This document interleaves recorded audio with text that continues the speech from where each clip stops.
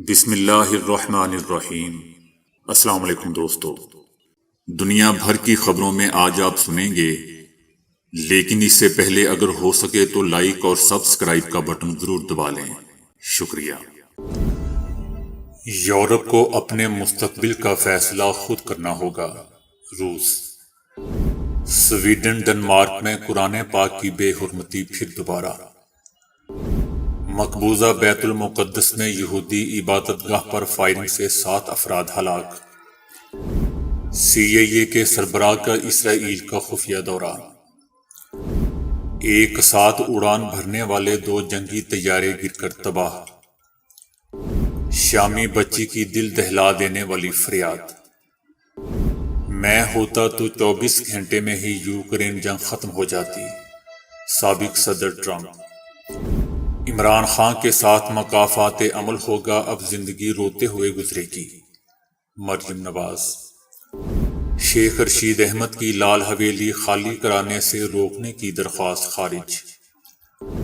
اگر تناؤ کا سامنا ہو تو عطر گلاب سونگھیے۔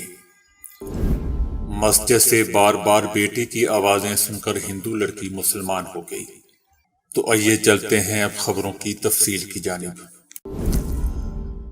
روس نے کہا ہے کہ یورپ کو اپنے مستقبل کے بارے میں فیصلہ کرنا ہوگا۔ نہ روس ان کی مدد کر سکتا ہے اور نہ ہی ان کی راہ میں رکاوٹ بنے گا۔ یورپی یونین اور نیٹو کے ہمہ گیر تعاون کے مفاہمت نامے پر دستخط ہونے کے بعد یورپ کی خارجہ پالیسی کو سمجھنا بہت مشکل ہو گیا ہے۔ یورپی ممالک کو اپنے مستقبل کے بارے میں فیصلہ کرنا ہوگا۔ ہم ان کی مدد نہیں کر سکتے، نہ ہی مداخلت کرنا چاہیں گے۔ گزشتہ دنوں نیٹو اور یورپی کمیشن نے تعاون اور ہم آہنگی کے ایک مشترکہ مفاہمت نامے پر دستخط کیے تھے۔ مشترکہ بیان میں بھی اس بات کا دعویٰ کیا گیا ہے کہ یہ مفاہمت علاقے کی سلامتی اور استحکام کے لیے ایک سنگ میل ثابت ہوگا اور قریبی تعاون کا راستہ ہموار ہوگا۔ روس کا کہنا تھا کہ صدر جو بائیڈن یوکرین کو جنگ ختم کرنے کے حکم دے سکتے ہیں۔ یوکرین میں جنگ کا خاتمہ امریکی صدر کے حکم سے ممکن ہے، لیکن امریکہ نے اس ملک کو مزید ہتھیار بھیجنے کا راستہ اختیار کیا ہے۔ سابق صدر ٹرمپ نظریاتی طور پر یوکرین میں تنازع کے فوری خاتمے کے امکان کے بارے میں بات کرتے ہیں۔ بلا شبہ اگر امریکی صدر چاہیں تو یہ حقیقت سے زیادہ دور نہیں ہے۔ تاہم ہم دیکھ رہے ہیں کہ وائٹ ہاؤس کے موجودہ سربراہ ایسا نہیں کرنا چاہتے، اس کلیے کو استعمال کرنا نہیں چاہتے۔ سویڈن میں ترکیہ کے سفارتخانے کے باہر ڈنمارک کے انتہائی دائیں بازو کی سیاسی جماعت کے رہنما کی جانب سے قرآن پاک کی بے حرمتی کی گئی تھی۔ واقعے کے بعد اسلامی جمہوریہ ایران، پاکستان، افغانستان، عراق، ترکیہ سمیت دیگر مسلم ممالک نے اس نفرت انگیز اقدام کی سخت مذمت کی تھی، اور وہاں بڑے پیمانے پر عوامی مظاہرے بھی ہوئے تھے۔ اس کے علاوہ انڈونیشیا نے سویڈن کے سفیر کو طلب کیا اور مصر نے سویڈن اور نیدرلینڈ کی مصنوعات کے بائیکاٹ کا مطالبہ کیا۔ تاہم گزشتہ روز ڈنمارک کے ضلع کوپن ہیگن میں راسموس پلودان نے ظہر کی نماز کے بعد اسلامک سوسائٹی کی مسجد کے سامنے سر پر ہیلمٹ رکھ کر ایک مرتبہ پھر مقدس کتاب قرآن پاک کی بے حرمتی کی۔ سیاستدان کے ساتھ آئے مجمع میں شامل لوگوں نے اشتعال انگیزی سے بچنے کے لیے مسجد سے باہر نکلنے والے افراد کو اس جگہ سے ہٹنے کا کہتے رہے۔ اس دوران پولیس نے متعلقہ سڑک بند کر دی اور مسجد کے اطراف سخت سیکیورٹی کے اقدامات کیے گئے۔ حرامی راسموس نے گزشتہ 2 سال سے زائد عرصے کے دوران ڈنمارک کی متعدد مساجد کے سامنے اشتعال انگیز کارروائیاں کی ہیں۔ یہ آزادی اظہار نہیں ہے، یہ اقلیتی مسلمانوں کے خلاف اشتعال انگیزی ہے۔ راسموس پلودان نے اپنے سوشل میڈیا اکاؤنٹ پر اعلان کیا تھا کہ وہ ترکیہ اور روسی سفارتخانوں کے باہر بھی اس طرح کا اقدام کریں گے۔ واقعے کے بعد ترکی حکام نے ڈنمارک کے سفیر کو طلب کیا اور راسموس پلودان یعنی پلید کی جانب سے توہین آمیز اقدام کی ترکیہ نے سخت مذمت کی۔ مقبوضہ بیت المقدس میں یہودی عبادت گاہ پر فائرنگ سے 7 افراد ہلاک ہو گئے ہیں۔ فائرنگ کے وقت یہودی عبادت گاہ میں لوگوں کی بڑی تعداد موجود تھی۔ پولیس کی جوابی فائرنگ سے حملہ آور بھی مارا گیا۔ اس واقعے میں متعدد افراد زخمی بھی ہوئے۔ امریکہ کے صدر جو بائیڈن نے اسرائیلی وزیر اعظم سے رابطہ کر کے فائرنگ کے واقعے کی مذمت کی اور اسے تخریب کاری کا خوفناک حملہ قرار دیا۔ اسرائیلی پولیس نے فائرنگ کو تخریب کاری قرار دیا ہے۔ اب تک کسی تنظیم نے واقعے کی ذمہ داری قبول نہیں کی ہے۔ چند روز قبل دوستوں مقبوضہ مغربی کنارے میں اسرائیلی فورسز کی فائرنگ سے بھی معمر خاتون سمیت 10 فلسطینی شہید ہو گئے تھے۔ تاہم امریکہ اور دیگر مغربی ممالک نے اسرائیل کی مذمت اور ذمہ داروں کے خلاف کارروائی کا مطالبہ کیا تھا۔ بتایا جا رہا ہے کہ سلامتی کونسل کا ہنگامی اجلاس طلب کر لیا گیا ہے۔ سلامتی کونسل کا ہنگامی اجلاس متحدہ عرب امارات، چائنا اور فرانس کی درخواست پر طلب کیا گیا ہے۔ اجلاس کے انعقاد کا مقصد فلسطینیوں اور اسرائیل فوج کے درمیان جھڑپوں اور علاقے کی تازہ کشیدہ صورتحال پر غور کرنا ہے، لیکن یہ فوری طور پر واضح نہیں ہو سکا کہ آیا سلامتی کونسل کے ارکان اس پیش رفت پر متفقہ موقف اختیار کریں گے یا یہ اجلاس تشویش کا اظہار کرنے اور تحمل اور کشیدگی کو کم کرنے کے مطالبے تک ہی محدود رہے گا۔ صہیونی میڈیا نے رپورٹ دی ہے کہ CIA کے سربراہ نے حالیہ دنوں میں مقبوضہ علاقوں کا سفر کیا اور موساد کے سربراہ سے ملاقات کی۔ سربراہ نے حال ہی میں مقبوضہ علاقوں کا دورہ کیا اور اس حکومت کے اعلیٰ حکام سے ملاقاتیں کی، جن میں اسرائیل کی جاسوسی ایجنسی کے سربراہ ڈیوڈ برنی بھی شامل تھے۔ یہ دورہ ایسے وقت میں کیا گیا جب گزشتہ دنوں مزاحمتی گروہوں اور صہیونی حکومت کی افواج کے درمیان کشیدگی میں شدت آئی ہے۔ بھارتی فضائیہ کے 2 جنگی طیارے ریاست مدھیہ پردیش میں گر کر تباہ ہو گئے۔ بھارتی فضائیہ کے جنگی طیاروں سخوئی 30 اور میراج 2000 نے مدھیہ پردیش کے شہر گوالیار کے ایئر بیس سے اڑان بھری تھی۔ طیارے فضا میں تصادم کے باعث گر کر تباہ ہو گئے۔ واقعے میں ایک پائلٹ مارا گیا اور دوسرا زخمی ہو گیا۔ کریش کی جگہ پر آپریشن جاری ہے۔ واقعہ کی اعلیٰ سطح پر تحقیقات شروع کر دی گئی ہیں۔ شام کے جہنم زار میں بچوں کی ذب و حالی کے لرزہ خیز واقعات میں ایک تازہ واقعہ ایک ننھی بچی کا ہے، جس کے ٹھنڈے رخساروں پر گرنے والے آنسوؤں نے پوری دنیا کو ہلا کر رکھ دیا۔ سوشل میڈیا پر پوسٹ کی جانے والی ایک ویڈیو میں شام میں سردی کی شدت اور خوراک کی قلت کا شکار بچی نے روتے ہوئے اپنی ذب و حالی بیان کی۔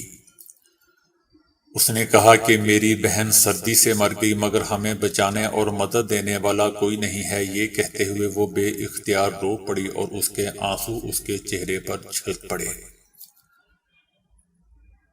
ویڈیو کلپ سوشل میڈیا پر جنگل کی آگ کی طرح پھیل گیا۔ ویڈیو میں بچی کی حالت اور کیفیت کو دیکھ کر درد دل رکھنے والی ہر آنکھ اشک بار ہو گئی۔ بچی کو روتے اور یہ کہتے سنا جا سکتا ہے کہ میری بہن سردی سے مر گئی، پتہ نہیں کیسے، ساری دنیا گرم ہے، موسم بہت سرد ہے اور ہم سردی سے مر رہے ہیں۔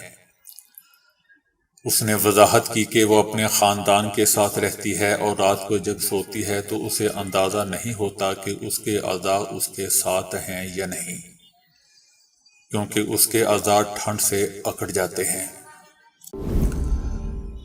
امریکہ کے سابق صدر ٹرمپ کا کہنا ہے کہ اگر وہ برسر اقتدار ہوتے تو 24 گھنٹے میں یوکرین کی جنگ ختم کر دیتے۔ یوکرین جنگ کے خاتمے کے لیے مذاکرات کرنے کی اپنی مبینہ صلاحیت کا حوالہ دیتے ہوئے کہا کہ اگر وہ اقتدار میں رہتے تو یہ جنگ کبھی شروع ہی نہ ہوتی۔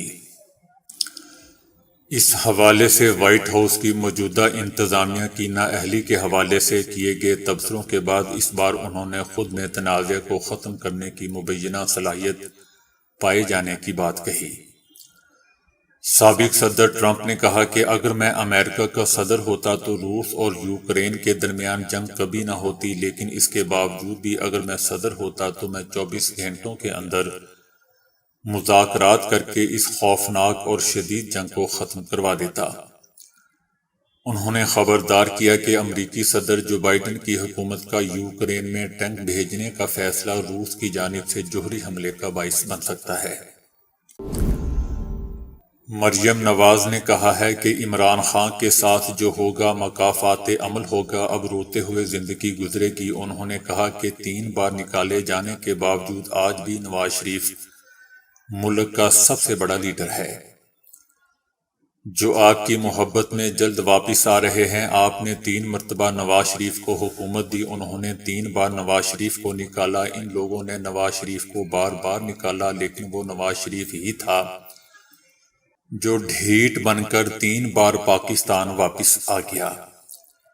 اس نے سیاسی مخالفین کو مخاطب کرتے ہوئے کہا کہ تم اللہ کے حساب کا نشانہ بنے ہو، ہم انشاءاللہ پاکستان کی معیشت کو مشکلات سے نکالیں گے۔ ترقی کرتا ہوا پاکستان جلد واپس آئے گا۔ انہوں نے کہا کہ میں کسی کی سزا پر خوش نہیں ہوں۔ مریم نواز کا کہنا تھا کہ مفتیٰ اسماعیل سے متعلق گفتگو نہیں کرنا چاہوں گی، لیکن شاہد خاقان عباسی کی پارٹی اور نواز شریف سے وابستگی پر کوئی سوال نہیں اٹھا سکتا۔ اس نے کہا کہ پارٹی پہاڑ کی طرح ہے، جو اس سے گرے گا وہ پتھر سے زیادہ نہیں ہوگا۔ شاہد خاقان نے کہا کہ میں پارٹی نہیں چھوڑ سکتا، جاؤں گا تو گھر جاؤں گا۔ پاکستان اور نواز شریف اکٹھے نیچے گئے تھے، اس بار پہلے سے زیادہ طاقت کے ساتھ اوپر آئیں گے۔ دوستو، میری پیشگوئی ہے کہ اگر یہ عورت جس کا نام مریم نواز ہے پارٹی میں رہی تو پارٹی زمین کے اندر وہاں تک دھنس جائے گی جہاں تک ابھی تک سائنس بھی نہیں پہنچی۔ راولپنڈی کی عدالت نے شیخ رشید احمد کی لال حویلی خالی کرانے سے روکنے کی درخواست خارج کر دی ہے۔ عدالت نے درخواست خارج کرتے ہوئے کہا کہ عدالت کسی بھی ادارے کو قانون کے مطابق کسی بھی قسم کی کارروائی کرنے سے نہیں روک سکتی۔ شیخ رشید احمد کی جانب سے درخواست میں موقف اختیار کیا گیا تھا کہ لال حویلی کیس اپیلیں زیر سماعت ہیں۔ لال حویلی جبری خالی کرانا غیر قانونی اور سیاسی انتقام ہے۔ محکمہ سیاسی انتقامی کارروائی کر رہا ہے، اس لیے حکم امتناع جاری کر کے لال حویلی خالی کرانے سے روکا جائے۔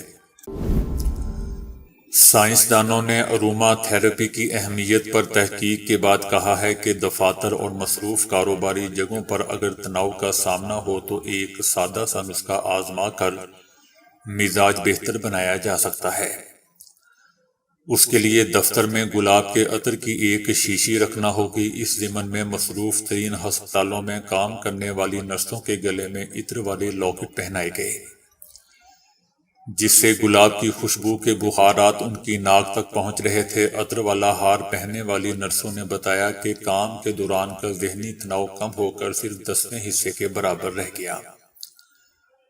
عطر کو جتنا سونگا گیا ان کا سٹریس اتنا ہی کم ہونا شروع ہو گیا۔ ایران میں بھی ماہرین نے سینکڑوں برس آزمودہ عطر گلاب کے انسانی تجربات کیے ہیں اور انہیں ڈپریشن اور ذہنی تناؤ میں بہت بہتر پایا ہے۔ ماہرین کے مطابق گلاب کے عطر کے مثبت اثرات 2 ہفتے بعد ہی سامنے آنے شروع ہو جاتے ہیں۔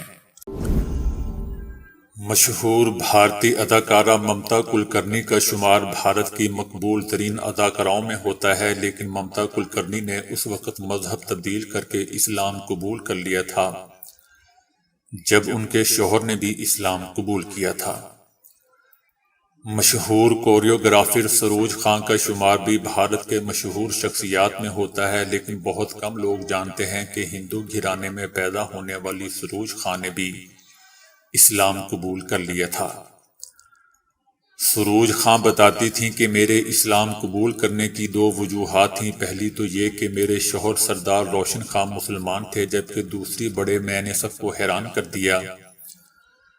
وہ بتاتی ہیں کہ مجھے یہ دیکھ کر بڑی خوشی ہوتی تھی جب چھوٹے بچے اسلام سے محبت رکھتے ہوئے نماز پڑھتے تھے، ایسا کچھ ہندو مذہب میں نہیں ہوتا۔ ساتھ ہی اپنا ایک خواب بھی بتاتی ہیں جس میں وہ اپنی مرحوم بیٹی کو دیکھ رہی ہوتی ہیں۔ خواب میں ہمیشہ بیٹی آیا کرتی تھی اور وہ مجھے مسجد کے اندر سے آوازیں دے رہی ہوتی تھی۔ بار بار مسجد سے بیٹی کی آوازیں سن کر میں مسلمان ہو گئی۔ تو دوستو، ابھی کے لیے اتنا ہی۔ ویڈیو کو لائک اور شیئر کرنے کا بہت بہت شکریہ۔